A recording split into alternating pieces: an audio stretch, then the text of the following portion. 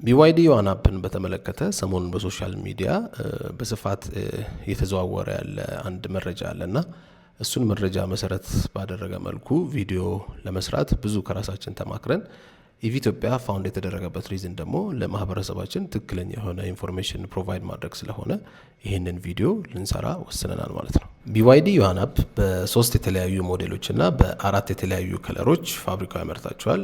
ከነሱም ከለሮቹ የመጀመሪያው ግሪን ከለር ወይም ማርኬት ላይ አቮካዶ ከለር በሚባለው ይታወቃል። ሁለተኛው ደግሞ ግሬ ከለር ወይም ደግሞ ማርኬት ላይ በጣም ተፈላጊው ከለር ይሄ ከለር ነው። ሶስተኛው ደግሞ ነጭ ከለር አለ ወይም ማርኬት ላይ ቡላ ከለር ይባላል።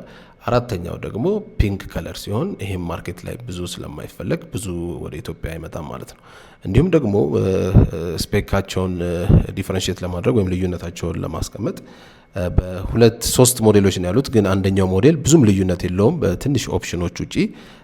ስለዚህ ሊዲንግ ሞዴል የሚባሉ ሁለት ሞዴሎች አሉት። በ301 ኪሎ ሜትር ሬንጅ የሚሄድና በ401 ኪሎ ሜትር ሬንጅ የሚሄዱ ናቸው።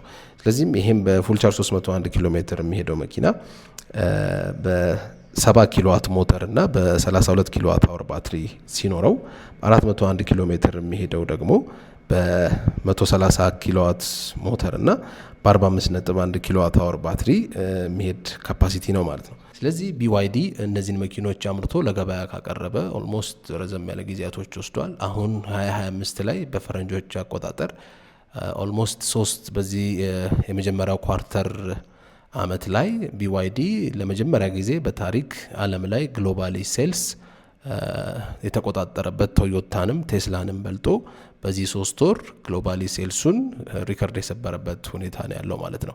እኛም ጋር እነዚህ BYD መኪኖች በብዛት ሽጠናቸዋል። በብዛት ለክላይንቶቻችን ለከስተመሮቻችን ዴሊቨር አድርገናል። እስካሁን እንደዚህ አይነት መረጃ ከከስተመሮቻችን አልቀረበብንም። እንዲሁም በከተማችን በብዛት የዋን አፕ አሽከርካሪዎች ስላሉባቸው እንደዚህ አይነት ችግሮችም ይሁኑ እንደዚህ አይነት ነገር ኤክስፒሪየንስ ካደረጉ ኮሜንት ላይ ቢያስቀምጡልን የተሻለ ነው ማለት ነው። ሌላ ደግሞ ስለ ፓወር ፍላክቹዌሽን የተነሳው ነገር እኔ ቴስላን ከመሸጤ በፊት ስጠቀምበት በነበረበት ጊዜ ምንድነው ኖርማሊ ቴስላ ያላችሁ ሰዎች ታውቁታላችሁ። ኖርማሊ ቴስላ ፓወር ፍላክቹዌት ሲያደርግበት ስፔሻሊ ከ6 ኪሎዋት በታች ሲሆን ኖርማሊ ጊዜው ይረዝማል ሳይሆን ቻርጅ ማድረጉ ይቆማል፣ አውቶማቲካሊ ይቆማል። ከቆመ በኋላ ያው ሞባይል አፕሊኬሽን ስላለው ሞባይል አፕሊኬሽን ላይ መቆሙን ኖቲፋይ ያደርጋል ማለት ነው። ስለዚህ ያንን ፓወር ሄደህ ቻርጁን ነቅለህ እንደ አዲስ የተሰካው ነው እንደ አዲስ የሚያደርገው ማለት ነው። ስለዚህ ያንን የሚያክል ብዙም ችግር